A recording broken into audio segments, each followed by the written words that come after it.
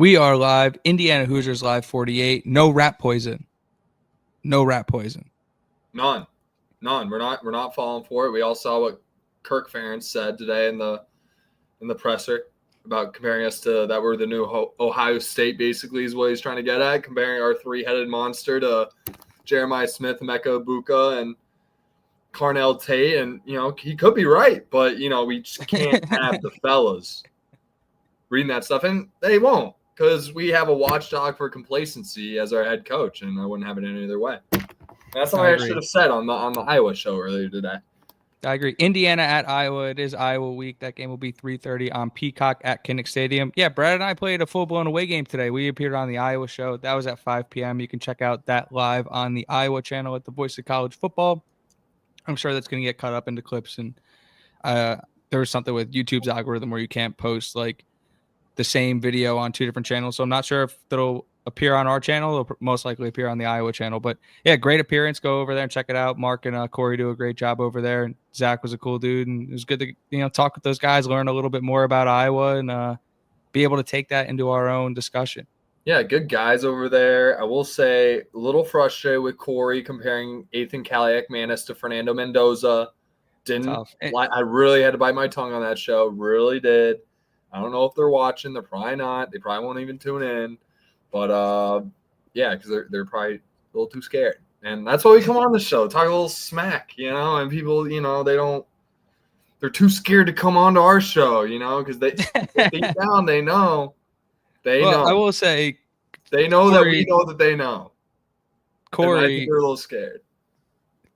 To not defend him, but he's not the only Iowa fan speaking like that. There is a growing contingent of Iowa fans that have started to compare this Indiana team to Rutgers, which is eye-opening, surprising, whatever you got to tell yourself to get you through the week. When's the last time Rutgers beat anyone 63-10?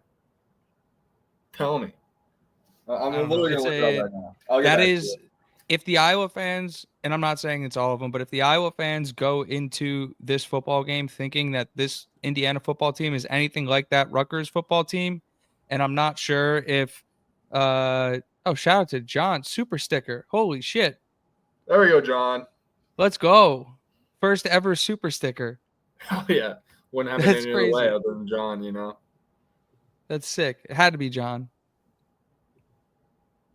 I put that. What were you saying? But I was looking it up. They beat Wagner last year 52-3. So not even in the same realm of what they did to Illinois, to be honest. Beat Wagner the year before 66-7. And then they beat Temple 61-14 the year before that. So, maybe we are Rutgers and Illinois is Wagner and Temple in that world. Yeah, that's crazy. We were that crazy little world that they find themselves in.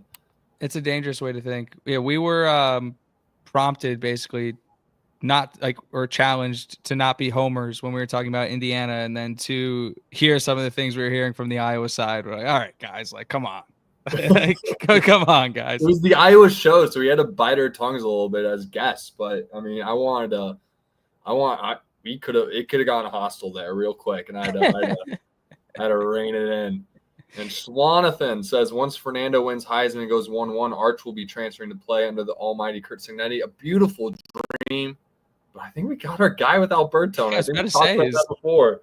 So it's like, I might take Alberto over Arch from what I've seen. I don't know. I know Alberto wasn't going to, definitely wouldn't taunt a team that they were projected to beat by 35 after he scored a touchdown to go up 3 touchdowns. He wouldn't be putting his face in the DB of the opposing team. I just know he would have more class than that. So I'm not sure about that, but you just said, don't give me the take that. I just said, I don't know. I haven't seen enough of Alberto, to be honest. I've seen enough of Arch to question it, I think I think most quarterbacks, including Arch, would thrive in a Signetti system. I'll say that 100%. It's arguably the most quarterback-friendly system in the country. Yeah, and yes, acknowledging my Andrew Luck take to Fernando Mendoza, which I made back in April, right? April, March, who knows? Yeah, love being right. Eyes have never failed me. That's why I cover them these days. I don't want people stealing what I'm seeing.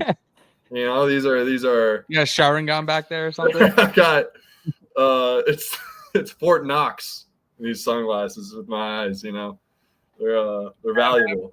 A little bit of smoke to get to, Brad, before we jump Yeah. into the full-blown preview of the game. I do want to say, though, with Fat Boy being in the chat, the Pat McAfee show calling D'Angelo Pons Diego Pons, and the subsequent Nick Roadcap picture of Pons with the sombrero and the mustache was so funny.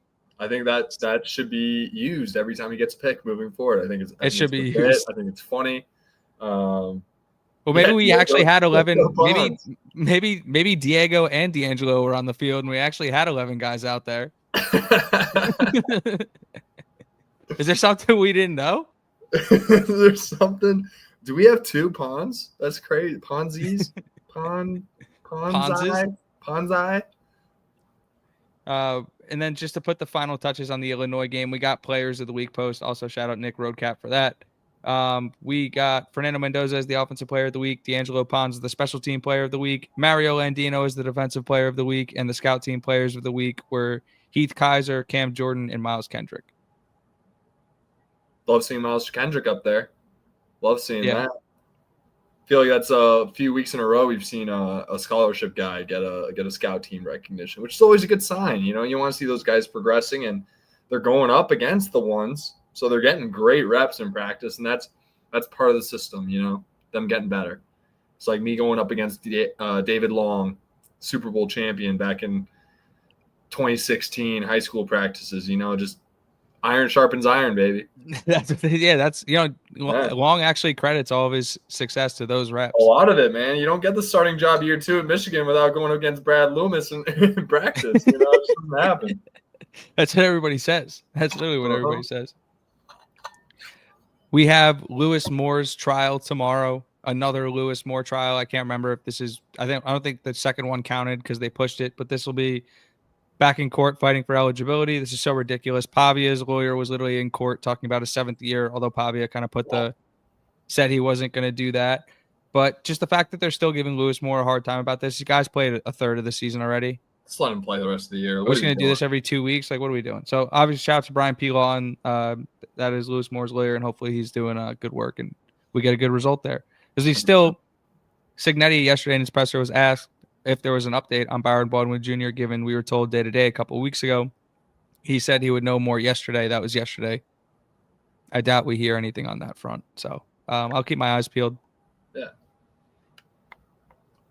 Jalen Brewster, 5-star, who was on campus for the second time this past weekend, picked up a crystal ball for Texas Tech. People throwing oil money around, claiming this is a done deal. There are some people on the Indiana side that aren't ready to call it a race yet. I think the fact that the kid announced his commitment date is October 4th is significant. So we'll see. Go ahead, Brad. Indiana bye week. He announces his commitment date the day after Indiana blows the doors off Illinois, and he's there to watch the whole thing as Mario Landino has a breakout game. And let me tell you, as much as fans we are as Mario Landino, this guy is ahead of schedule in terms of where Mario Landino was coming out of high school. So, I mean, he's seeing that. I mean, you got it. At that point, like seeing that, it doesn't matter how much money they're giving you now when you can think about. He's a Texas kid, though. That's the other thing is he is a Texas guy. Yes. So to play at a Texas school was a little bit of a different pull, but I mean, obviously, with the way this, though, you know, this guy might go to Tech, and then portal exists, right? Like we said the same thing about Juju Lewis, which is kind of a dead take, anyways, at this point because he doesn't have a spot really. Pitt Hoosier in the chat. So. Pitt Hoosier in the chat is saying his dad was a teammate of Bryant Haynes at Ball State, which means he was also a teammate of Coach Eddie as well. Unreal. That's where the connection started. Love that. There you go. Small world. There you go. Ball go. State, baby. Shout them out. I love our chat, man. They really fill in the gaps for us. They really do. The next thing I have written down, I don't even really want to talk about it because it's just a dead point at this point. Signetti's not leaving for the SEC. Can we stop with this nonsense? He's not leaving. The guy's not going anywhere. It's like, why would he? You know, I said it on the Iowa pod. I think he's an arrogant asshole to the point where it's like he wants a statue. Like, that's the type of guy he is. Like, I don't think he wants to be the next Steve Spurrier. I think he wants to be the Kurt Signetti of Indiana, right? Like, there's no point of him going to Florida or LSU or what other schools are they throwing at us? I don't know. Nobody goes to UCLA. I don't even know why he thought of that. But yeah, he's not going to the SEC. It's not happening. And he's not going to a conference outside the Big Ten. Like, no. Go get. There's plenty of other options out there. Kenny Dillingham. Yeah, there's probably a few other too. That's the first one. But, he's definitely the best option out there. But again, you're trying to pull him away from his alma mater. So good luck with that. Yeah. His dream job. Indiana currently leads the country in passing touchdowns, rushing yards, and tackles for loss. So if you're wondering why the team's been so good, they throw touchdowns, they run the ball, and they tackle. Wait, so they're able to pass the ball explosively and score through the air. They're able to grind teams out on the ground, the best in the country at both those. And they're the best at getting negative plays on defense. Yes. Okay. I think that's good. I think that's a good thing to have if you're a football team looking to make noise come January and late December. I think that's a good formula for success. I think a top 10 defense and a Heisman Trophy candidate quarterback is good enough to have fans talking like we're talking right now. You didn't even mention the best run game in the country, Brad. Didn't even mention that. We have the Heisman Trophy winning quarterback, best run game in the country, 4 straight 300-yard games on the ground, top 10 defense. Was the same last year. I'm just going to assume they're going to be top 10 again this year based on what we're seeing, because I think they are right now. 8 points a game. I think it's a good formula for success. It's mind-boggling how these fans are so, like, as much box score watchers as they are. Like, look at the stats. Like there's a reason why Indiana fans are being as obnoxious as you say they are, because we're talking our shit. We should be. Couldn't agree more with you, Brad. Could not agree more. I just wanted to point out again that Signetti is having the best debut ever in terms of point margin. I said that poll was from Politico last episode. I have no idea where I got Politico. It was Perplexity had that metric. So he's up a whole touchdown on the rest of the country in point differential since he's taken over at Indiana. Sure. You can even argue weaker schedule than Ohio State in that time, which is the second place team in that metric at 24. Indiana's at 30. Even then, that's a whole touchdown in terms of like an average. That's a significant number. Regardless of what the strength of schedule is, that is a significant number. I have a business analytics degree. I'm a numbers guy. As much of an eye test guy as I am, I'm also a numbers guy. That is a significant number. I'll tell you firsthand, college educated. Here. You heard it here first. Yeah. Business analytics, Indiana, Kelly. Established. Yeah, dang. Come here. I'll make you an Excel model. The Edward Catone extended highlights are back. He released a 9-minute just grave dancing of Illinois, which is brilliant. I retweeted it on all the accounts. Go find that if you haven't watched it yet. Check it out. He also included that like mini Fernando Mendoza edit where he like replaced Justin Herbert with Fernando Mendoza in that like Barstool. Remember that rant about Herbert? How it was like this guy's a dreamboat, like yada yada yada yada. 6'6" dreamboat with peach flowy hair.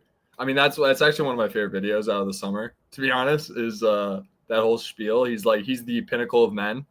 Like, yeah, put that over the Mendoza. I saw that over the Mendoza edit. I'm like, that's perfect. It was incredible. Edward Catone does incredible work. He is a wizard. He does incredible stuff. The video I look forward to the most over the Don Fisher video. Don Fisher video 2, Edward Catone 1. That's very high praise. I hope it is very high praise. Hope he's watching. We got hashtag Heisman Mendoza in full blown effect, Brad. We were saying grab it at plus 6,500. With the John Mateer thumb injury, it looks like he's going to be out 3-4 weeks. Fernando Mendoza is your odds-on favorite to win the Heisman. He was the odds-on favorite before the surgery was announced on certain books. Yep. So, yeah, Mateer injury or not, he was top 2 on every single sports book out there. And yeah, he's deservedly so. I mean, just break this down. 3 incompletions, last 2 games, 3 incompletions, 10 tutties. He's got a 14-0 TD interception ratio. He's on pace for 52 total touchdowns, and 0 picks. And he hasn't even played in the fourth quarter yet. He definitely played the whole fourth quarter in the ODU game. Okay, yeah, he did. But no, you're right. Yeah, it is crazy. He's missed 3 quarters of ball. That's almost an entire game. Yeah, you're right. And I can't help but think about Curtis Rourke, who destroyed his thumb last year and missed a week and came back and played anyway. Yeah, that is I'm honestly upset that you even brought that up. The concept of anything happening to Fernando, Carter Smith, Drew Evans. What are you saying? Nothing. I don't know why you brought it up. I'm talking about in terms of John Mateer. Oh, yeah. I mean, yeah. Mateer hurt his thumb. I guess thumb injury, surgery. I was like, Rourke came back after 2. Rourke was, Did they have a bye or whatever they had? I can't remember, honestly. But he missed 1 game and he was back the next week. So We'll see what happens there. This isn't football related, but Chase Branham committed to Indiana. Obviously, we talked about that on the last show, but he released a video of him telling Coach DeVries on his Instagram, which was like so wholesome. And you could tell DeVries had no idea what was going on. This is a very cool moment for the Indiana fans. And just shout out Chase Branham. Glad to have him as a Hoosier, and DeVries is putting in work. Great vibes coming out of basketball these days. I feel like the football is distracting from basketball, which is always a good thing with this fan base. It's almost like it's like yin and yang. Almost, it's like don't look over there. Let them figure it out. Focus on this. Right? It's all working together because it's all benefiting. Like football wants the attention, basketball does not want the attention. So it's like, here, come give us attention over here at football. Basketball. Yeah, let basketball work in silence and do your thing. Let them be, and then we'll see them in January. All right, we'll see them then. Like, yes, I'll be watching the November and December games. Yes, I will. I'll watch the Kentucky game. I'll never miss a basketball game ever. I'm not really gonna have an opinion on this team till January. Just not. Unless I think that's healthy. Unless I see something like Louisville last year, then I said the same thing, and then the Louisville game happened. I just flipped. I just couldn't handle it. I tried to keep basketball off 6 inside, but that was the one time I let you go. Yeah. John in the chat saying Randy Cross on CBS said today that Indiana has a good chance to go undefeated. I love Randy Cross. One game at a time. He's a big fan of us. He's always been him and Rick Neuheisel on the CBS show. They love what Indiana's doing, and Rick's a ball coach. Rick knows what he's talking about. Neuheisel. Yeah. I'm a big Rick Neuheisel guy. I just am. He's a great recruiter. Couldn't figure it out winning at UCLA, but had a ton of good Pac-12 member of the week. Raheem Moore, who is the guy. You remember when the Ravens made the run at AFC Championship against the Broncos, and that safety just made a bad play on it? That's Raheem Moore from UCLA. And back in his day, he led the country in picks. Back in his day. Just trying to make a play. Yeah, it shows you how good these NFL players are, right? Like, that's the nation leader in picks, and he's just looking like an idiot lost in the NFL. Like it's hard to make the league, guys. It's hard. It's a crazy sport. I don't know, Brad, if you saw any of the free Carlos Hoosier stuff going on over the last week. I was honestly like, when that was happening, I'm just like, guys, I think we're missing the plot a little bit. We got a big game against Illinois. Like, that was getting me nervous. No, it turns out that should have been a bigger plot. Turns out we weren't talking about it enough. Carlos Hoosier is kind of back. Technically, it's not the same account, but I'm pretty sure it's the same person operating a very similar account. But that was very funny that Carlos Hoosier kind of got turned into like a martyr. He sacrificed himself for the season. He did. He sacrificed himself for the good of Indiana football, and then he came back. I don't know what that says. You can figure that one out for yourself. But shout out to Carlos Hoosier for, just doing the damn thing. Apologize to Mike. I saw the drone show at halftime. They spelled out Carlos Hoosier. I saw that. I must have missed that one. You missed that one? I think I missed that one. The Collective was tweeting about Carlos Hoosier, though. The drone show looked unreal. Yeah. Adidas actually posted about Indiana football. Tagged Ryan G. I can't remember his tag on Twitter, but if you're on Indiana football Twitter, you know who Ryan is. He posts all the sick edits and like actually calls out Adidas, but doesn't just call it Adidas, like has like the mock-ups and is like able to do graphic design shit like that. They actually tagged him in their Instagram post. I thought that was pretty cool. So shout out to Adidas for actually acknowledging they have a football program over here, and hopefully that means we're going to get some merch soon. I like merch. How could you not? Obviously, Brad, we saw this coming, but the goalposts are being moved all around the country. Everyone and their mother is saying we obviously knew Illinois was trash. We all have the screenshots of everyone picking Illinois to win the game. Just, I will say, Matt McAfee and Reese Davis. All I gotta say. Yeah, I will say, for Indiana fans, because I'm one of them who enjoy engaging in the discourse. Just be careful. Don't lose all of your breath arguing with these people because it's all just rage baiting at the end of the day. Like it's utterly ridiculous. And it's just honestly like let's just enjoy our team play on Sunday. And like shout out Pat. Like Pat, obviously he's gonna go with Indiana every time. He's our Hoosier. I don't know, our resident Hoosier over at ESPN, I would say. And yeah, 100%. So he's a an ally. Hoosier by proxy. He's always gonna pick the Hoosiers and the Mountaineers. That's how he rolls. And then Reese, I think has a good tell on what's going on because Reese doesn't give his opinions out too much, but he's an Alabama alum. He's a big Alabama guy, and he knows, being as close to the game as he is, what Alabama looked like during the early days. I think he's always known that, with Cincinnati being a Saban guy, I think he's had a little hunch on what's been going on in Bloomington. And I love the tweet that he sent out the night of the Illinois game. That was my favorite. Belt to rear end. Mm-hmm. Belt to rear end, baby. That's exactly what it was. Keep it PC, Reese. Got to. PC Reese, as we call him. The beat a ranked team narrative is officially dead. No, they moved the goalpost. Illinois is overrated. Yep, but it doesn't matter. They had a number next to their name, regardless of what number you thought they should have. It was there, and by technicality, that one dies on the vine. So congratulations to everybody who got their uses in for that one last week. I was telling multiple people, get it in while you can, so I hope they were able to tweet that one out. But, yeah, that one dies. So shout out to the people who are clinging on to that one. Yep. There we go. We just got to chip away. Stacking days, stacking weeks, stacking months. That applies not just to the program, but also our fight in the Twitter space against the illiterate of the South. The Fat Boy said one would think that Saban would pick us every time, but he's always going the other way. That's true. I could not believe somebody like Nick Saban looked at that matchup and could not pick out that the line was such a discrepancy. I couldn't believe it. Just told me he didn't look. Because he's too smart. He knows so much more football than I do. Like, there's no way he couldn't see that. There's just he just didn't look. Yes, he did. ESPN made it very clear. He's allowed to half-ass. Yes, like he's allowed to. ESPN made it very clear where their thoughts were on analysis versus entertainment during the Lee Corso celebration show, and I'm okay with that. I'm just not going to take that at face value. So when somebody like Nick Saban, who I know,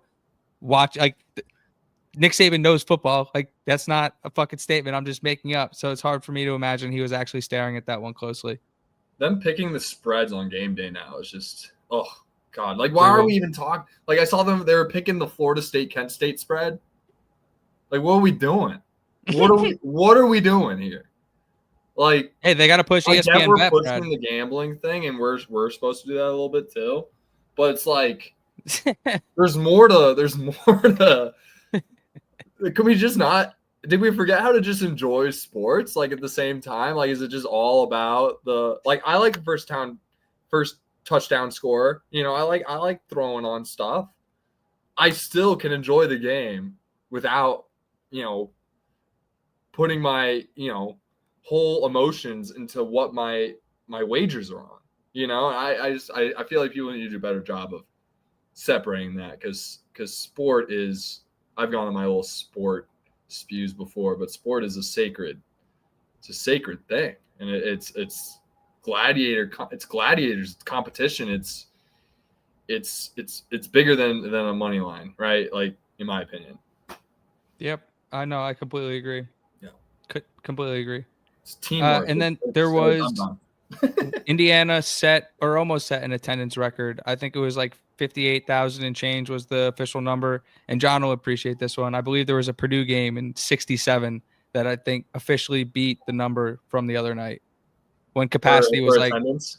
Yeah, when capacity was actually like 4,000 less than it is right now. Fair. Yeah, John may have been right. I'm still dying. That was the biggest game in IU history, and they delivered by 53. How about that? But the biggest game. What's the biggest game? John Keezer? Was there. Let's go. What's the biggest game? 67 Keezer? Rose Bowl. No, what's the biggest game? The next in one. IU history. The next one. There we go. Yep. Did you see the picture of White Boy Rick in Kadig's helmet? Beautiful. And he clamped Stephen Shea too. He did.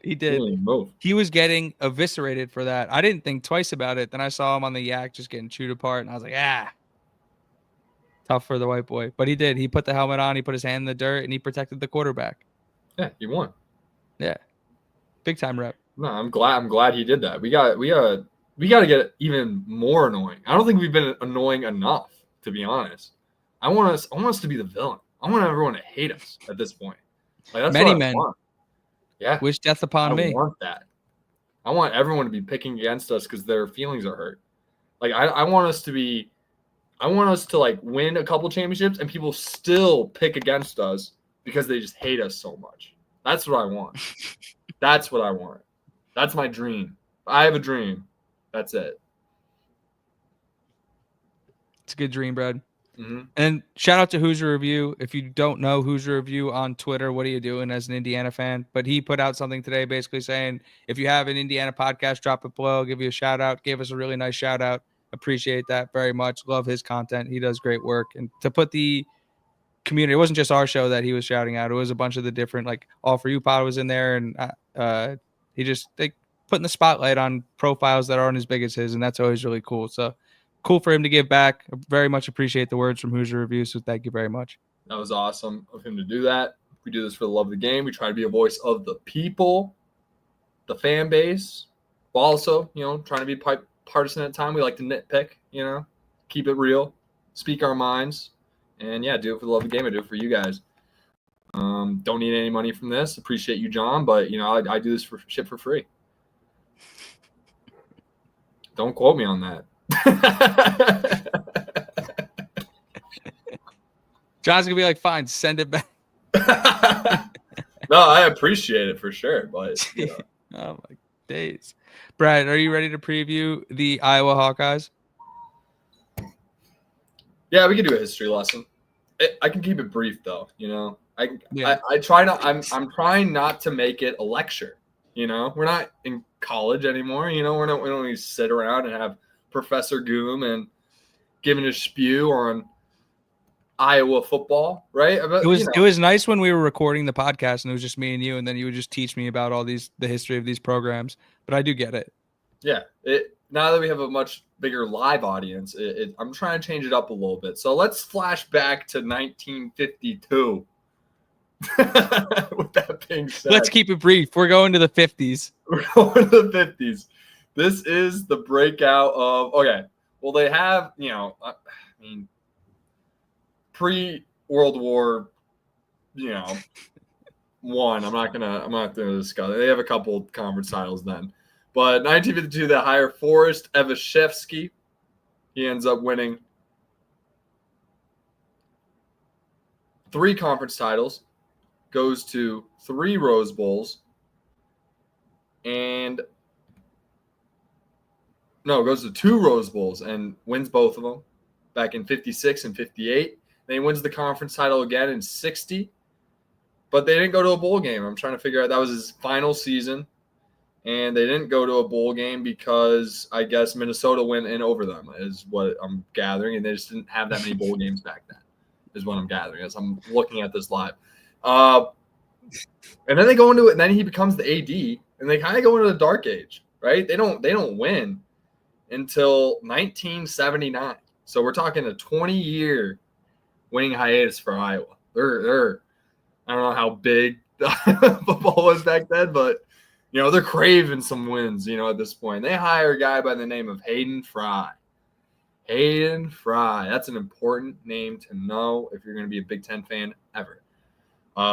This guy never won a Rose Bowl, won 3 conference titles, lost all 3 Rose Bowls. But, I mean, talk about building what Iowa is today. That is the guy from 1979 to 1998. Iowa is what it is right now. Like that 8-4, always good. Can't sleep on them. Can never look ahead of Iowa if they're on your schedule type team.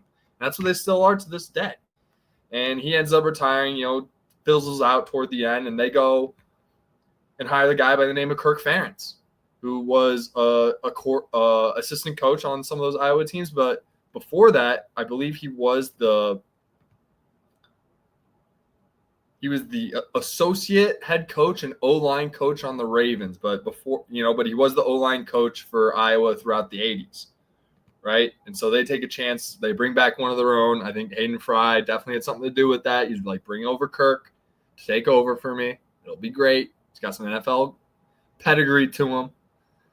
And they hire him in 1999. He goes 2 losing seasons in his first 2 years, but then just does not look back. Basically having a winning season every year minus 2012.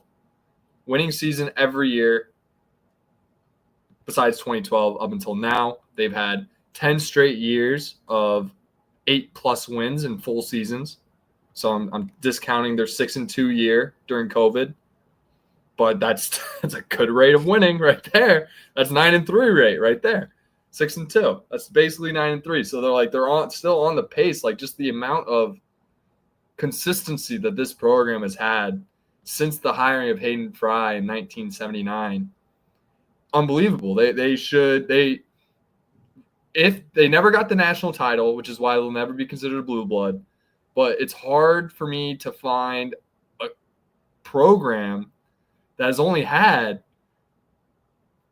5 losing seasons since 1979. How many other programs are there out there? Like that's insane. That's an insane run of success. And like that's what I want Indiana to be, plus a couple national titles. Yeah, I was about to say, why do you think they haven't been able to break the glass ceiling per se? I would say, how come they can't recruit a quarterback? Recruiting is probably a big thing. Their location, right? Being in Iowa, I'd say it's hard to get the top quarterback in the nation to go to Iowa when he's probably getting talked to by Notre Dame and Ohio State and USC and Tennessee and all those schools. And it's just hard to. Like, they've gotten good players. Like, C.J. Beathard was hella good. Nate Stanley, who they brought up on the podcast, who I haven't thought of in decades. He was really good. And, fun fact, my dad went to South Pass High. And his quarterback in his senior year ended up being the quarterback at Iowa. Actually, so they were actually able to get, like, a kid. He wasn't the top quarterback in the country, but they were able to go to California, South Pasadena High School, and get their guy and go to the Rose Bowl with him. They're able to do their thing. But just no national title. And, it's kind of feeling like the tail end of Kirk Ferentz's career as he just broke the Big Ten wins record. So it really feels like a matter of time before, he might hang him up and they are going to have to name a successor, whoever that may be. But Iowa's still good. And that brings us to the game on September 27th in Iowa City on Peacock. On purpose this time. Insane. Really hope Sluggers is Peacock. 2:30 Central Time, 3:30 Eastern for you folks out in Indiana. It's the Iowa Hawkeyes taking on the 11th ranked Indiana Hoosiers, hosting them at Kinnick Stadium. Last time the Hoosiers went to Kinnick Stadium, they had a lot of buzz too. Back in 2021. And this feels like a redemption opportunity for that team, right? Tom Allen just wasn't ready for that moment. at all. And yeah, they got the doors blown off them. 34-6. I haven't looked at that score since I don't even think I knew the final score until I looked at it just now. I definitely didn't know the final score. I just remember Riley Moss. I just remember Riley Moss returning 2 pick sixes and Penix getting hurt and just being like, I can't fucking believe this is my life right now. Yeah, insane. I remember explaining to my cab driver on my way out to my apartment in Massachusetts how good Indiana football was going to be and that Penix was a Heisman contender and yada, yada, yada. And then they did that. Penix was a Heisman contender just 2 years later. Yeah. Never wrong, just early. Yeah, never wrong, just early. Exactly. They end up going 2-10. And then, like, that game is the reason why we have Curt Cignetti now. That's the snowball that started the whole thing to get Curt. Should it be #Thank You Iowa? #Thank You Iowa. But yeah, now it feels like it's come full circle. We're now 15-2 under the new Cignetti reign. And we're taking on a very consistent, a team that doesn't beat themselves type ball club.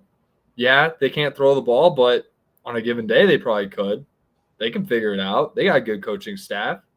Yeah, this is not a game to be taken lightly by any means and come in cocky and think that we're going to stomp them in Kinnick. Like that is unheard of to go into Kinnick and give them a stomping. You go. I'm gonna do some research real quick. I got some notes on Iowa before we jump into the keys to the game or the keys to success. Just on Gronowski first. Obviously, you look at the stats. The first 2 games, putrid. But through 2 games, he was like the worst passer in the history of the league, which not good. But just about him, he's a winner. He's gritty, high character. I keep referencing the promo or the short or whatever the feature that Fox ran on him and his younger brother during the Iowa State pregame. He's just an easy guy to root for. Cignetti spoke glowingly about him, about his ability to make throws. And again, the guy's won a lot of football games. Like, he's gritty, and they built the offense around him. The other thing, though, and this was something that was concerning the VOCFB Iowa guys, they run him a lot. He is their leading rusher. And in the Big Ten, where it's going to be physical, like, I don't care how good your offensive line is, you can only protect the ball carrier for so long before he makes contact with somebody. So they're going to hit him. They're going to hit him a lot. And if Iowa is going to basically Riley Leonard Gronowski in this game and run him up the middle 15 times, like, he's going to get hit hard 15 times. So kind of tough to keep. Feels like that style of offense going in the Big Ten if you're not going to be this guy who's going to make a lot of dudes miss and get down without getting hurt. It does hurt Iowa a lot. Their second leading rusher and their number 1 running back isn't going to play in this game. I believe their tight end is also out for this game as well. Do you have a note on Gronowski, Brad? I don't have a note on him specifically. I just think, I think he's a very talented player. I think he's going to pose problems for us in ways like his ability to use his legs, which is kind of culminated into his inability to throw the ball, has resulted in him being kind of a decent rusher of the ball. He's been able to get it done, and that's a guy that can get gritty first downs for that ball club and continue to move the chains and get momentum for his team in a home game against a top-ranked team. And I was just looking up some research on ranked teams to go to Iowa since COVID. There's Indiana, eviscerated them, 34-6. Penn State, ranked 4 at the time, lost 23-20. Now, at that point, Iowa was ranked 4 in the country. And they had a good team. They ended up going to the Big Ten title game where they got shellacked by Michigan in a neutral site. But they took care of business at home that year. They also ended up losing to Purdue, an unranked Purdue at home that year. Just going to say that. Michigan, number 4 the next year in 2022. They lost 27-14. And that's really about it. That's the only ranked teams they've had. So it's funny for them to bring those things up. They're 2-1 against ranked teams in Kinnick since COVID, but yet they're still bringing up on the Iowa podcast the 52-24 game against Ohio State that happened in 2017. I was a freshman in college. That's so long ago. It's almost 10 years ago. Damn near 8 years ago.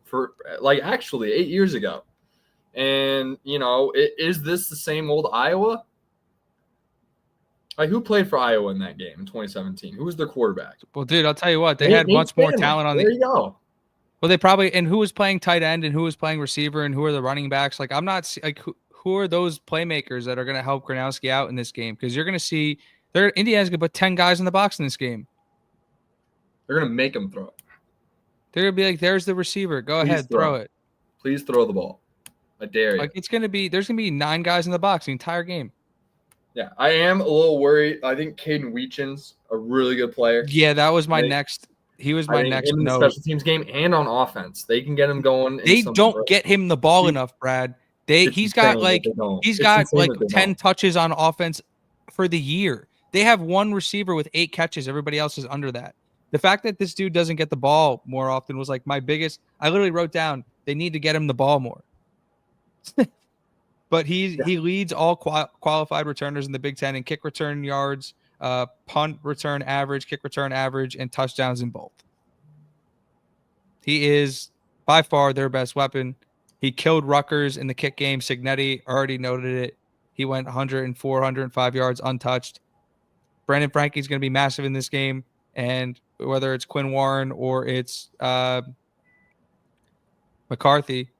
Yeah, I think we should stick I think we should stick to starting when Iowa has the ball, right? When Iowa has the ball, we're going to stack the box.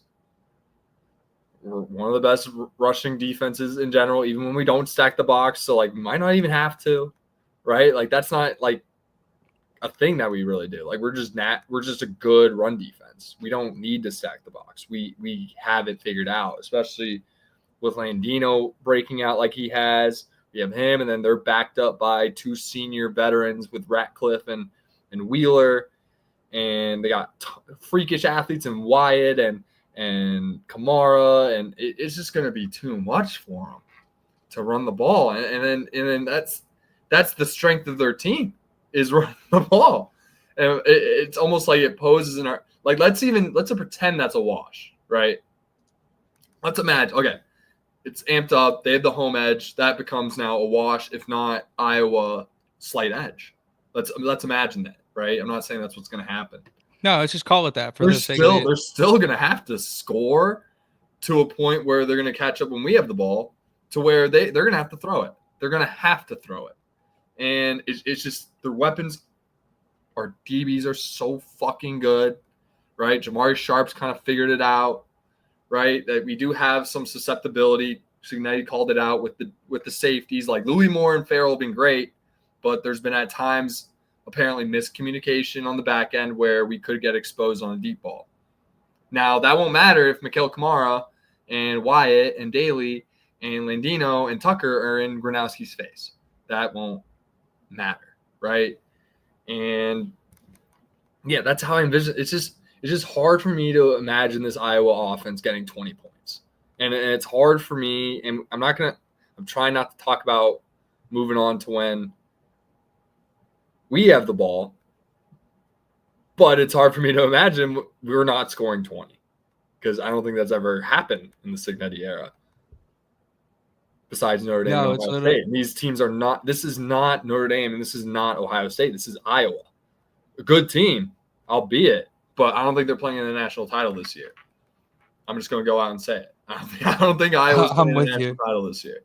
One thing they do well, again, like Illinois, they have a bunch of different guys who can get after the passer. They have 6 guys with 1 sack. Max Llewellyn's their big dog in terms of getting to the quarterback. He's got 4. You highlighted a couple of their defensive linemen when we Graves spoke to the and Iowa Max guys. Llewellyn are really good. The Iowa channel actually put they were like, we can't get to the quarterback. Like, we struggle to even generate a pass rush. Like, those guys aren't as good as you're saying they are. And the things that we were trying to say that like Iowa was good at, we were getting pushback on. And then at the end of the conversation, it's like Indiana doesn't stand a chance they're coming into Kinnick. It's like, did we just have this conversation? Like, how was that? It's still set hike. Hit the guy in front of you. Football. It's the same thing. It doesn't matter where it's happening. Indiana is going to fucking punch you in the mouth. That's what's going to happen. And these guys just don't. They're not. It's also not. It's not clocking to you that I'm standing on business. You know. And for as much as people want to give the Indiana shit for their schedule, like Iowa in the 2 cupcake games they got, Albany and whoever the hell they played, or I guess Rutgers or whoever it was. Albany and then UMass, and then they're trying to tell me UMass. going Albany to and UMass. Iowa State and going to Rutgers is somehow tougher than automatically tougher than going obviously we had all home games, but Old Dominion and Illinois, I'd say Old Dominion and Illinois are equal to a Rutgers Iowa State. Yes, they had those games on the road, but how Iowa has, why the Vegas spread for a home field advantage is only 4 points. It's only a 4-point swing in Vegas for a home advantage in football. There's a reason why it's only that. It's 3, but yeah. Really, three both ways, 3 to neutral.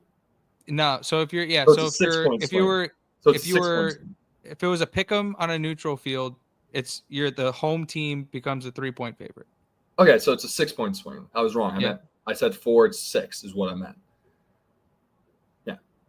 So if we were home, we'd be 2 touchdown favorites. Okay, just making sure. And if we were neutral, we'd be 10-point favorites. Okay, just making sure. All right. Yeah. Iowa's not even forcing. They're not even forcing turnovers. They have 2 turnovers on the year. They forced 2 turnovers on the year. Their turnover differential is 0. They're not even getting at they're not. It's going to get again. I'm not trying to disrespect this, but I'm just looking at this football game objectively, and I'm going, okay, cool. Iowa can run the ball, but what happens when they have to throw the ball because it hasn't looked good, and Iowa can't defend the pass, and Iowa isn't the number 1 rush defense in the country. You're telling me Indiana's not going to be able to run the ball in this game? This isn't the game where the running stops. I'm sorry to the Iowa fans who aren't able to understand that, but this Indiana football team is going to move the football on the ground. You have to be able to score 28 to 30 points. Rushing yards, and that's just not going to happen. It's crazy. Hold us under 200. Crazy. You might. That's a possibility, but we can still put up 300 passing yards on top of that and be just fine. Yep. I will say, though, the crowd and the environment will be a challenge, and it's not going to be one of these environments like Penn State or like Oregon who has the talent to back up the way that their team is being talked about in the media. But this is as tough of a road environment you're going to find in the Big Ten. This is not an easy place to play, and Indiana better be ready to play there and better be ready for the noise. Mm-hmm. Oh, yeah. And, we remember their first road game all the way out west last year, and they showed up just fine first game. There's no noise in no noise in that stadium, though. Wait, what was their first loud game? Probably the Michigan State game. Yeah, it was late in the season. As long as they just don't go silent count, we should be fine. Yeah. Well, Cignetti said they've been working on some stuff in practice, and he wasn't going to delve into what that was. So obviously he's not. I would tackle him if he was about to say anything about that. We're about to jump into keys to success, Brad. If you're watching, did we talk about when we have the ball? Oh, do you want to talk about that? Go ahead. Yeah. Go ahead. When we have the ball, we're gonna run it up the middle. We're gonna run the ball. And then if we can't do that, we are better on the outsides. We just are.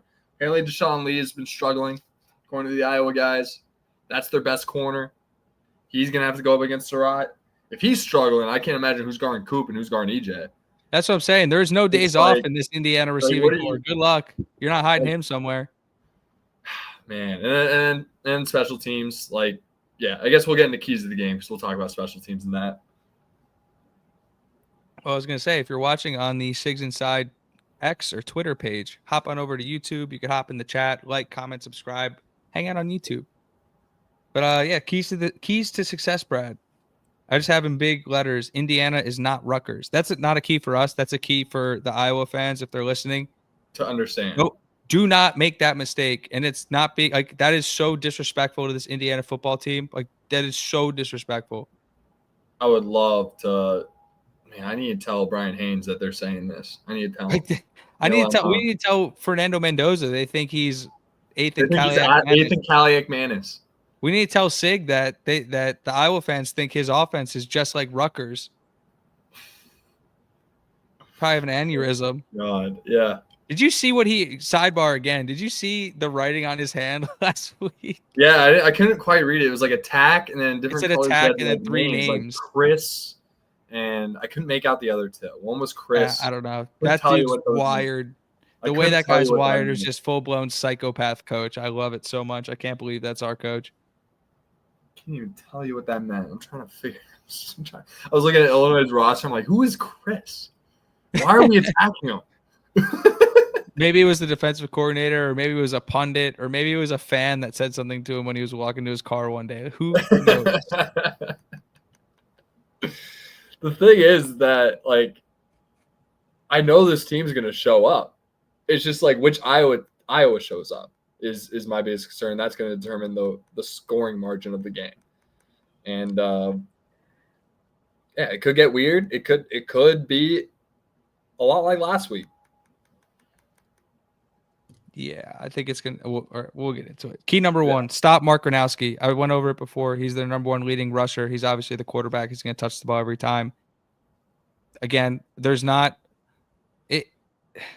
talking about Iowa's team objectively, there's not a playmaker in their skill group that you're like, holy shit, we need to make sure this guy doesn't beat us. Like when you look at Illinois, you're like, all right, Beatty's the kick return guy. He's got like 18, 20 catches.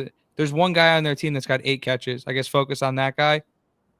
Yeah, the Iowa guy was telling me about Dayton Howard. I guess he made one big catch last week, so he wants to see him get the ball more.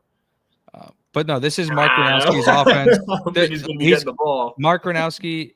Indiana has shown it struggled with mobile quarterbacks. Now, obviously, Gronowski isn't the athlete that Colton Joseph is. He's probably not even the athlete that Amos kid was. That kid was pretty good, but he's going to be able to move. He's not going to be afraid to put his shoulder down and get extra yards, and they're going to use like 10 guys to block and the 11th guy to run the football. So Indiana has to be ready for that. Yeah, we just can't give up scrappy first downs and let the Iowa offense gain momentum through Gronowski's legs. That is what can open up. It can open up for them if he's able to do that. It could a little bit. And they can maybe scrounge their way to 17 points if that happens. God, I'm trying so hard to like be bipartisan here, and it's like, hard. No, it sounds. I keep saying that it's going to sound disrespectful, but it's like this. These two teams, like I've been saying all offseason, are on 2 different tiers. We did it all last season too, where we break down these games and we try to be like cautious about it, like going to Nebraska. No, Brad, you might be mishearing me, dude. I'm not being cautious about this one, and I'll tell you. The final score prediction. I'm making a point. I'm making a point. It's like we tried to be caught, and then every single time we look like idiots because Signe would blow them out of the water. We can't keep doing that anymore. No. We can't. I'm done doing it. I'm done pretending that I'm trying. Like I'm done. I'm done pretending that. We're not a national title contender, and Iowa's got their work cut out for them. And if they make it a game, it's going to be an inspired effort by them. It's going to be the best game they played all year if they make it a game. I agree. Key number 2, eliminate the kick return, punt return game. Wheatgen. That dude's electric. He's so fast. Absolutely electric. I can't believe he doesn't touch the ball more in their offense. Apparently he didn't. What are we doing? Apparently he get out of bounds or something at the end of the game or at the end of the half last week where the coaches were freaking out. But I don't know. If that were me, I'd probably try and scheme more ways for him to touch the ball. He's by far their best playmaker. It's not even close. He's got multiple kick return, punt return touchdowns like that. If Iowa's going to be in this game, the recipe for them is obviously good special teams. He's an all-American returner. That dude's got to score if Iowa wants to win this game. So don't let you have to score like 3 punt returns for them to have a shot. It's like at that level. So we just got to stop them. I guess if we just don't punt, I mean that would be a great solution to that. Done it before. Key number 3: protect Mendoza. Again, the Iowa guys weren't super thrilled with the way their pass rush had showed up through like 3.5 games. I think it turned up a little bit in the second half of the Rutgers game. We've seen what Mendoza can do with time to throw. We know those guys on the outside are going to be able to get open. We've heard the way the Iowa guys are talking about their corners. These guys are going to be open. As long as Fernando Mendoza has enough time to throw, the Indiana's going to move the ball up and down the field. So protect the guy. Keep him upright. Don't let him get hit. And just keep this thing moving. Yeah, exactly. Okay, John's giving me shit for my 6 rating on special teams. Can I address it? Can I address why I did it 6? I did bump it up to 7. But here's the thing. I question Radicic's range. The fact that we can't kick a 50-plus yard field goal is concerning for me. We can't even kick he's questionable 40-plus out at this point. And we thought he was going to make a big jump, and we just haven't seen it. He hasn't attempted one beyond 40 yards. I do like going for it on fourth anyways, so it's not the biggest deal in the world. Because, if we're in field goal range, might as well just go for it, on fourth and see if we can score a touchdown because we're pretty good at it. The reason why is just the backup punter, and I've seen too many mishaps on special teams in a small sample size with Cignetti to give us an 8 or a 9, right? I've just seen too much. The Caleb Downs, the Ohio State games, still got a bad taste in my mouth from that. With Frankie kicking it out of the end zone every time, great stuff. Our ability to block punts, great stuff. But it's just our inability to kick long field goals. I just can't give that an 8 or a 9. I just can't do it. And we got the backup punter, so I think 7's a fair score. I think it is. I don't know. I thought it was a little crazy when you said it. I was trying to seem just a little bit not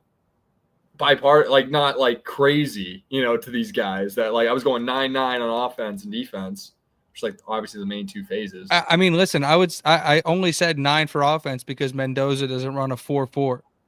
If that dude had blazing speed, then it'd be over. That'd be a 10. They said 10 was the best offense in the country, and I think we're number 2 or number 3. So I'll give us a 9, right? Because I think USC is really fucking good at offense. They have a shit defense, but they are really good on offense, and that's a team to watch. That's a team we might see later this year, but one game at a time. Guys, are we going to have to pay for Peacock or what? Yes. Or just go to Sluggers. Or just, go to a bar. I imagine they'll have it on, and they should have it on a TV. Any sports bar should have it on. But it is annoying that they put these games behind a paywall, especially a game like Indiana, Iowa, where you have two fan bases that the greedy ass Peacock execs are sitting there going, I know who's going to pay for this one. Yeah. Exactly. Yeah, Stream East. There we go. Number 4, show improvement when dealing with the crowd noise. Obviously, I'm confident Fernando Mendoza is going to have a huge game, have to be a great communicator. But you look at who's handling most of the communication on the offensive line, Pat Coogan. That's a guy who's played in a ton of big games, a ton of crazy environments. That dude's not going to be shook by going to Iowa on a Saturday in September. I just think they're going to be able to deal with the crowd noise. Again, Sig said they've been dealing with some stuff or practicing some stuff. We'll see what they end up coming out with. I would be stunned if this coaching staff had an entire off season to deal with essentially one issue and didn't come up with a viable solution. 100%. I'm looking up Fernando Mendoza's game log in hostile environments. Yes. Mm-hmm. At Auburn. 25 for 36, 233 yards and 2 tutties, 0 picks. At Florida State, where they lost, 14-9. Remember, bad O-line. 22 for 36, 300 yards and a pick. Not bad. Not what we're going to see from him ever. If he's going to throw a pick, he's going to throw a touchdown pass. He'll never go over 1. And then at Pitt, I'll call that one a hostile environment too. They lost this game 27 for 37, 272 yards and 1 touchdown. That's a pretty standard day at the office for Fernando Mendoza. I don't really see any drop-off in any of those games. The kid shows up in big moments. We all saw the Miami Cal game last year. He's a gamer. We saw the Illinois game just last week. He shows up in the big moments. That's something that maybe we didn't even talk about enough in the offseason. That this kid is legit, he has all these tools, right? He's got the arm, he's got the legs, 6'5". Dreamboat. He's fucking stud. And some guys fold under pressure, but he doesn't. 98 yards of my boys at Stanford, rivalry game, showing up against Miami, college game day, Saturday Night Lights. They should have won that game. They got absolutely hosed in that Miami game. They got robbed. I remember there was some bad call, and they should have won. And but he showed up, and yeah, Fernando shows up when the lights are brightest, and that's been a common theme that I don't think we've talked about enough. Obviously, he has all these intangibles, but obviously that's translating to not just the entire team, but also his own performance on game day. in these big environments, and I trust the kid. I trust him. I do too. Full blown trust him. Number 5, get a single turnover. Again, this Iowa team is not going to kill you with explosive plays. They don't force turnovers themselves. Win the number of possessions battle. If Indiana has the football more than Iowa, they're going to score more points. That's just like feels simple, feels easy. You just get out, get ahead, stay ahead. Put enough of a gap in between you and this Iowa team, and they're just not going to have enough to keep up. They just won't. Mm-hmm. The crowd can't go out there and catch touchdown passes. Yeah. And keep your composure. Like, if shit gets weird and they come out with a touchdown, we have like 2 straight 3-and-outs, like, we're fine. We're fine. Yeah, we have more than enough firepower to make a comeback and more than a good enough the defense first to figure play, out how we're to make some fine. stops. We're fine. Let's just not get rattled by the crowd noise and just take care of business and one play at a time. Smart, fast, physical, relentless, smart, disciplined, poise. Like, just keep it back to the basics. That's why we have these monikers. You have a score prediction? Score prediction. Ooh, it's fun because I know yours is going to be crazy like it always is. I think I was telling you, like, on the FaceTime was like 27-17, something like that. But the more I think about it, it's just like, I think Iowa gets an inspirational 17 points. I think that happens. Oh, wow.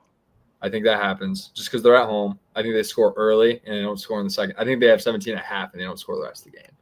Is kind of how I'm going thinking about it. Like, I think it's like 17, maybe 14, maybe we're up 21-17 at half, and then floodgates second half. It's final score prediction 35-17 Hoosiers. That's crazy. I think it's gonna be 28-3. I love that. And I'm probably not giving Indiana's You're probably more on it than me, but I'm probably not giving Indiana's offense enough credit. I know I'm not giving Indiana's offense enough credit. Like, the Rutgers comments honestly have bothered me because any objective person looking at these 2 offenses and the 2 defenses and the 2 run games cannot possibly say the programs are similar in any way, shape, or form. Iowa does not do it. They don't make enough explosive plays in the run game. They don't have a bell cow running back to hand the ball off to 30 times. They're going to run their quarterback into the line over and over and over again, then ask him to make a big time throw. This is a recipe for disaster against this Indiana team. The strongest advantage Iowa has is they're playing in front of a home crowd. But like you said, they're 2-1 against ranked teams in the last 5 years with the home field advantage. Like, nothing too crazy. Like, their 2 wins were against us and Penn State the year they were actually really good. And we know that Indiana team was a fraud.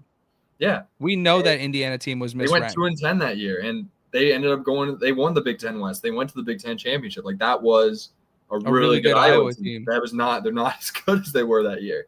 And the one other time they faced a ranked team at home, they did not win. They lost by a score of 27-14 against a Michigan team that is not as explosive as this Indiana offense is.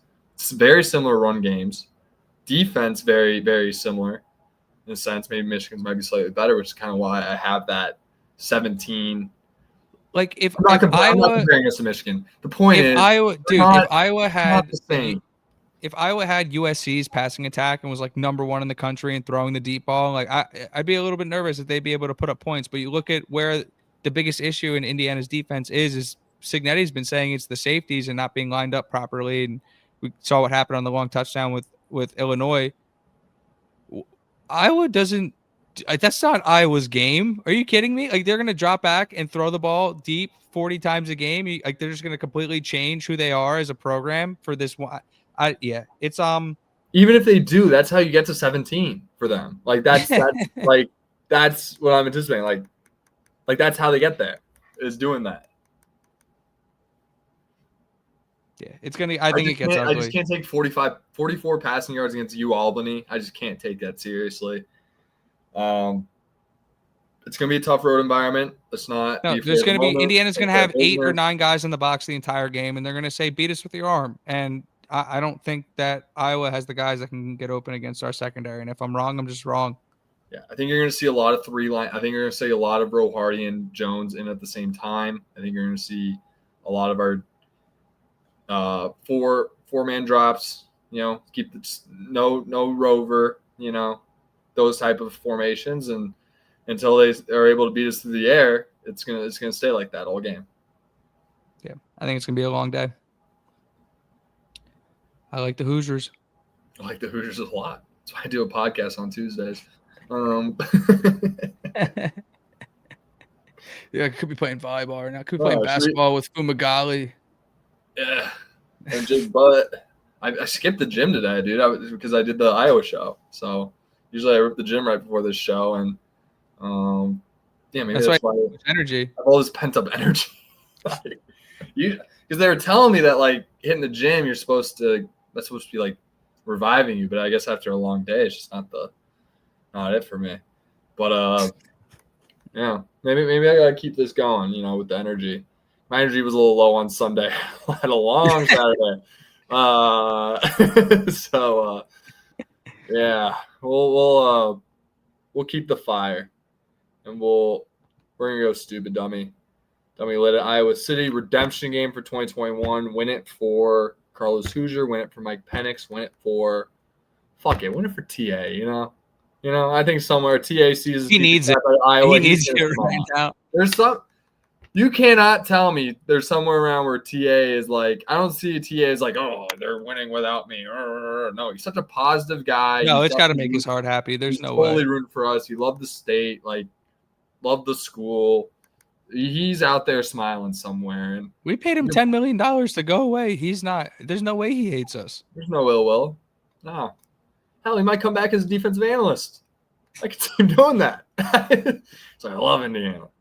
But yeah, it would get weird though. He's got some more players on the team. I think once all those guys are gone, I think then it can make a little more sense. Shout out to Tom Allen. I'm not co-signing any of this. All right, fair. Shout out to Tom Allen. That's it. Dumb idea. My bad. Do you want to talk about speedrun national slate, Big Ten slate?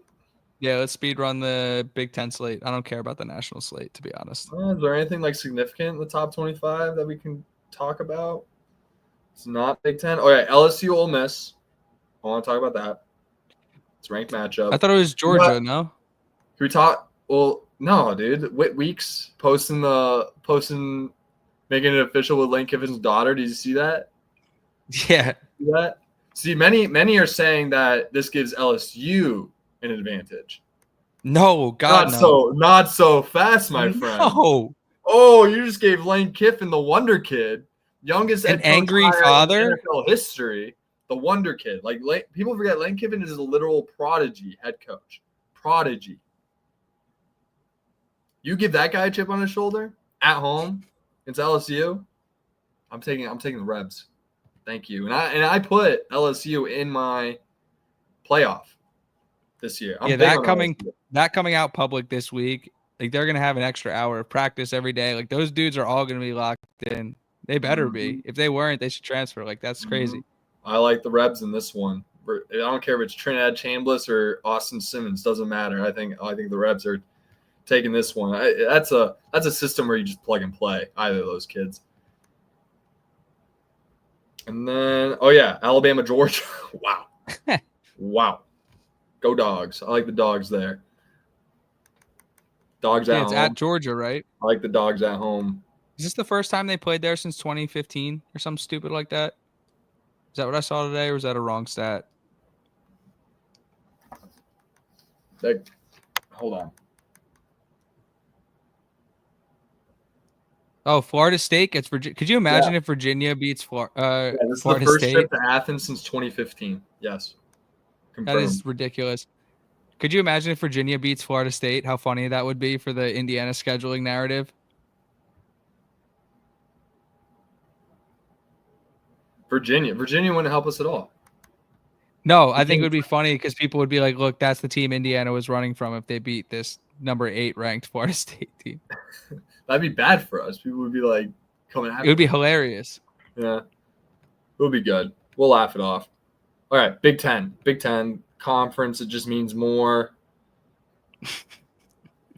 What do we got? We got a good slate. A lot of good ones. No Friday night game, but we got big noon kickoff. We got USC at Illinois. That's so cruel to USC, dude. That's cool that Illinois. That's cool that Illinois even make them play a game after what happened last weekend, dude. Serious? Apparently, this is homecoming for them too. Yikes. Oh my god! They all thought they were going to be 4-0. Everyone thought this was going to be an undefeated matchup in Illinois, and everyone.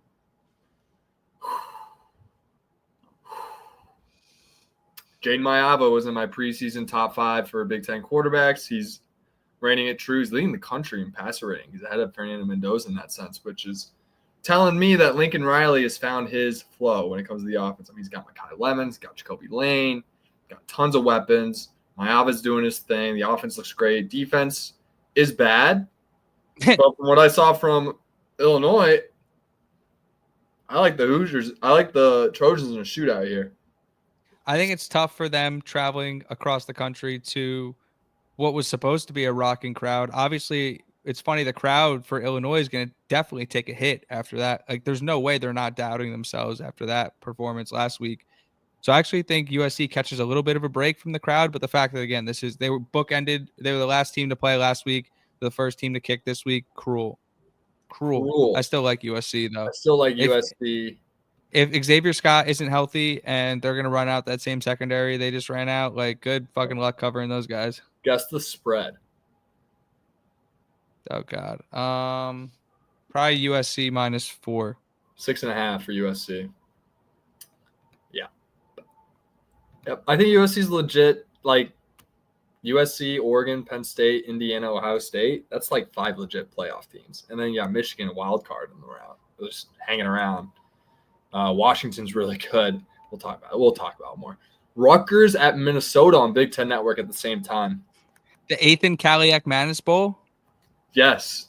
Ethan Kaliak-Manis returns to Minneapolis, Minnesota in his final season as a quarterback. Well, the Iowa guys would tell you that Rutgers as a quarterback. Period. The Iowa guys will tell you Rutgers is going to win this game by 65. Minnesota's just like Indiana, Brad. Yeah, it's I like Minnesota. They're that's a program. That's a program. They're gonna win. They're just gonna win at home against Rutgers because that's what they do. They're Minnesota. They're gonna beat Rutgers at home. I like Minnesota.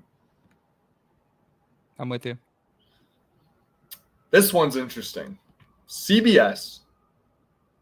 You got Ohio State, the #1 ranked team in all the land, with their alleged supposed great win over Texas, even though they haven't put up 50 points at all this year, with Arch Manning as their quarterback, and Steve Sarkisian's calling plays, and everyone thinks it's all hunky-dory with the offensive-minded head coach at Texas not scoring points. It's all good because they got a good defense. They haven't played anyone besides the glorified scrimmage in week 1 against Ohio State, where, that's literally what I just said. Glorified scrimmage, 14-7. It's not a real game. It's not a real game. Glorified scrimmage, week 1. Ohio State goes to Washington. This opened at 14.5. It is now at 8.5 for Ohio State. I've been watching this line all week, and I was so close to bringing it up to Mark on the Iowa pod, but I was just like, that would just be a bad tangent. So I'm bringing it up here. The line has shifted 6 points in 3 days. Holy shit. A whole touchdown in 3 days. And Iowa, another Washington tidbit. Washington has scored on 21 consecutive possessions, dating back 3 games. You know that? They haven't played anybody like Ohio State, but good God, that's insane. Yeah, I don't care who you're playing. That's one of those, like, when I make the point, like, beating someone's ass 63-10, doesn't matter who it is. No, I'm with you. I'm just saying, like, I wouldn't hold on to that as, like, they're definitely going to move the ball against Ohio State, but you also can't look at that and discount it. Like, that's impressive. I like Washington money lines in Seattle. I like Washington money line. I like the Huskies to win. I don't know enough about them this year to confidently take them against Ohio State. That being said, the fact that the line moved a full touchdown is kind of crazy. That's crazy. I don't know what to think of that. That's what happened with the Illinois-Indiana line a little bit. Reminded me of that. Yeah, but it didn't start at double digits and drop under. Yeah. It moved the other way. Yeah, but still, like, it's still favoring one team over the other significantly. Yeah, that's crazy. I don't know. Do you think Washington's that good on both lines? The Jed Fish offense with Demon Williams might just be working. You think they're good enough on both lines? A tough game plan is Demon Williams. Tough game. Yeah. Tough place to play, too. Tough place to play. It's loud in Seattle. Loud. Julian Sain's first hostile environment. Going to Washington with the air horns after they score a touchdown. It's very intimidating over there. Very loud. Considered the top 10 loudest venue in college football. Them in Oregon. That's why they're great additions to the Big Ten. Great environment. What's the series record between Ohio State and Washington? I'm curious now. Do you have a pick? Did you pick someone yet? Yeah, I guess I got to take Ohio State until I see otherwise, but I wouldn't pick the spread in that game. I don't know enough about Washington on both sides of the line to confidently pick them. But if somebody comes in the chat, or if you're like, no, they got this, and this, I'm here to listen to a case. I'm not like closed shut, like, no, they're definitely not winning this game. This is gonna be definitely a really good game. Washington has not only Demon Williams, but also the leading rushing touchdown leader in Jonah Coleman. We watched Jonah Coleman last year. Very good player. They returned 7 starters on defense this year. Obviously replacing Steve Belichick, but who do they bring in as their defensive coordinator? Ryan Walters, a defensive coordinator prodigy in of itself. Bad head coach, but a really good defensive coordinator at the end of the day. Really good young coach. Probably was a little too early to hire him as a head coach. Probably just too young to handle it. Pitt Hoosiers saying Ohio State 5-1 all time. It's actually 9-3, but all good. Interesting. All good. Yeah, dating back to 1957. Yeah. Since 1993, Ohio State does lead the series 5-1. That's correct. But all time, it's 9-3. But yeah, I like Washington money line a lot actually. So for everyone but John, who doesn't like to gamble, well, you know, I was all over Florida State, Bama, all over it. Hey, you only talk about the wins. I don't remember the losses. Yeah, I didn't. Nah, dude, I didn't pick Virginia Tech in my playoff last year. That didn't happen. Kyron Drones. I bought into that fucking hype. So I drank that Kool-Aid so fat. Oh my god, that was embarrassing. But yeah, then Indiana, Iowa. We did a whole episode on that. Then we got in Chicago, Big Ten Network at the same time. Got the Bruins going to the Wildcats over there. Oh god, there, I can see it. That game got a national or like a TV spot, quote unquote, and Indiana got put on Peacock. That is crazy. Yeah, I wish we were on Big Ten Network, damn near. Me too. Fucking A. Give me Jake Butt and Brooke Fletcher and those cats over at Big Ten Network. Like, give me those guys. But I guess it works. It works for Jake Butt's schedule because he lives out here, so I guess it just works out for them. You think Jake Butt was like, nah, actually, we'll take the Northwestern game. We'll take yeah, I don't want to travel that week, so I'm gonna. Like, what do you think we should do as a network, Jake Butt? And he's just like, yeah, I think we should stay. And they're like, good call. Dude, I really want to pick UCLA in this game, but I just can't. I'm picking Northwestern. For no other reason other than UCLA is a dead body right now. Dead body.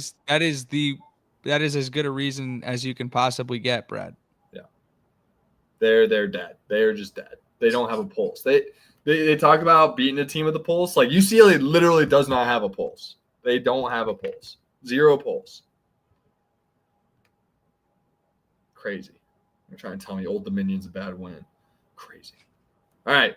Big one. Game of the week. Who are you picking in that game? Northwestern UCLA, that is. You said. I said the home team. Home team. Root for the home team. Strictly because they're playing at home. Yeah. It actually, Indiana, I think, needs like 1 or 2 more wins to pass them on the all-time wins list and not be the losingest program of all time anymore. No, because we still have the most losses, I'm pretty sure. That makes us the most losingest. Anyway, anywho, I gotta check up on that stat because it might be. We keep winning. A couple years pass by, we might not be the losingest team of all time. No, that's what I'm saying. We won't be very soon. Yeah. All right, game of the week. Besides Indiana, Iowa, of course. after Indiana Iowa's done, tune in to Channel 4, NBC. That's how I know it. Apparently it's Channel 5 or whatever on other channels or whatever. Or watch it on Peacock because you're paying for the subscription anyway. Yeah, might as well. Might as well just flip on over in the same app. Huh. Why not? We got Oregon, 6th in the country. They're going to the whiteout in Happy Valley against number 3 Penn State. Big Ten title implications. Tiebreakers are on the line here for the Big Ten title game. Playoff standings are on the line here. We got Oregon. We got Penn State. Oh, what are we thinking here? I like Oregon to go in there and get it done. Man, because it's like we were talking about, this is very similar to like the Oregon-Ohio State game last year, where it's like it's going to be really tough for Ohio State to get in there and get a dub. Even though how good Ohio State is, it's like it makes me want to pick Penn State, but I just haven't seen it from Penn State. It's like do you take the home team or do you take the team that's shown more on the field this year? Yeah, because it's like exactly. Penn State's playing at home with an unreal home field in like advantage. They have talent. They might just be turning it on. Shitload of talent. And we watched them make a playoff semifinal run last year. Like, we know this team is talented. Mm-hmm. Oregon looks like the best team in the country. Man, this is tough. This is a great game. Penn State minus 3.5, so literally would be even. It would be a pick 'em out neutral field, going to Vegas. So Vegas sees them as equals. It's tough. I like Oregon. I like Oregon a lot. I haven't loved Aller. Dante Moore playing in his first true road test for Dante Moore. He must have traveled to Washington his freshman year. Dante Moore, he can definitely prove me wrong. I've been very impressed with him so far. As much smack as I was talking about him all offseason and leaving Oregon out of the playoff, which is my mistake. Still want to see him in the big game. I just can't get the idea of him throwing a pick to the linebacker the first play of the Utah game his freshman year at UCLA. I just can't get over that. He's got crazy amount of talent. It's just he just makes these dumb mistakes, and he hasn't done it yet. He hasn't played anyone, right? Now he's playing this legit defense with Zane Durant, Zeke Wheatley. Like they got dogs on this Penn State defense. I'm liking Penn State. The more I'm talking myself into it, I like Penn State. Very unlike me to go against the West Coast. I like Penn State. Go against the pack. You're turning your back on the pack, just like the rest of the country. I only went 2-2. I have the pack going 2-2 this weekend. I have USC and Washington winning, and I have Northwestern and Penn State beating UCLA and Oregon. So I like Penn State. You like Oregon? That's respect. I probably won't bet money on it, to be honest. That's a no-touch game. Yeah, stay away from that one. That is a no-touch game for me if you're going to put money on that. But I'm picking Penn State. That's just my pick. We don't keep track of these anyways. We probably should, but it would be fun. Yeah. When we finally announce the partner on next live show, then we'll start keeping track. Yeah. It's coming next live show. That and the outro music will be here on Sunday. Yeah, we have the outro as well. It's awesome stuff. You got any closing thoughts, Brad? Closing thoughts. I really like that Washington pick I made. I really like it. But closing thoughts. Oh, John makes a really good point. Like, we kind of want Oregon to win. Yeah, we do. Well, they have a bye week. They are also going into a bye week after this week. So both teams are coming off tough road games into a bye week. Ideally, I want Oregon to win, so they're undefeated when we beat them. But yeah, no, it makes it a lot better for Indiana if they win the game right now. But Indiana has to play both these teams anyway, so this will be a good opportunity to see what both of these teams are doing to try and win a game against an elite football team. It'll be a lot to learn there. Great tape on these two. And then Indiana has to take care of business. Like, Indiana has to avoid the rat poison this week. Like the Kirk Friends comments calling them like Ohio State, or like any of the smoke from ESPN or anything from pundits basically blowing smoke up their ass. Just stay away from any of it. Lock in, take care of business, do what you got to do, and you'll walk away with a win this weekend. It really is I that bet simple. $1 million that the first tape that Signetti watches after the IU-Iowa game will be IU-Iowa. The second tape he watches will be Oregon-Penn State. Bet $1 million on it. I agree. If you're watching on the SIGs Inside X account, hop on over to YouTube. You can hop in the comments. Please like, share, comment, subscribe to Indiana at the Voice of College Football. Tell a friend. Tell that friend to send it to somebody. You know, we're trying to grow, all that good stuff. Chasing the subscriber goal we haven't figured out yet, but it's time to grow again, Brad. So may as well start chasing something. I want Roman Hemby to score a touchdown this weekend.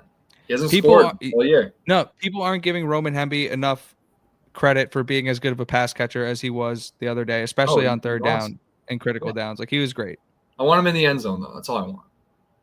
You can follow us on Twitter at IndianaVOCFB. Check out the Voice of College Football at IndianaVOCFB for Indiana. Check out the Voice of College Football at the VOCFB. You can follow me at Alec Keyser. Follow Brad at Bradley_Loomis8. Check out the SIGs Inside pod account. Check us out on Instagram. Check us out on, I think we're on TikTok, and check out vocfb.com. We've got merch on there. You can check out the shop. I haven't written anything in a while, but I'm feeling the itch to start writing again. So I'll get something up on the site soon. And yeah, we're active on the Twitter sphere, and we're getting after it this weekend, Brad. We got a big game, big road test, and I'm excited to see this team take the next step. Excited to see it. I mean, this is a different, like, this team hasn't seen, like, the Signetti era. We haven't seen. We were lucky enough to get another home game after the Nebraska game last year. So it kind of, helped out with, the hangover, potential hangover of a game like that. This is going to be tough. I'm excited to see how this team responds. I'm very confident they're going to respond very well. But I think that's just something to note, that we haven't seen this team go on the road after a big win yet. No, and it's, again, a great opportunity to show the country what they're made of. And shout out to John for the first ever super chat in the history of Indiana Hoosiers Live. We very much appreciate it. Hopefully many more to come. But you always remember your first, right, Brad? So shout out to John. I remember. It had to be John. Yeah. Yeah, it happened today with John. It was great. Oh, and then I can't even believe we didn't talk about it, but I guess we'll throw it in at the end. We're literally exactly 1 month away from me taking my flight out to Chicago, and we'll be in Bloomington, Indiana 1 month from tomorrow. I'm driving. It'll be a fun road trip. Playing Goose the whole time. And we'll have we'll have content coming out from the car ride. We'll have content coming out from walking around Indiana.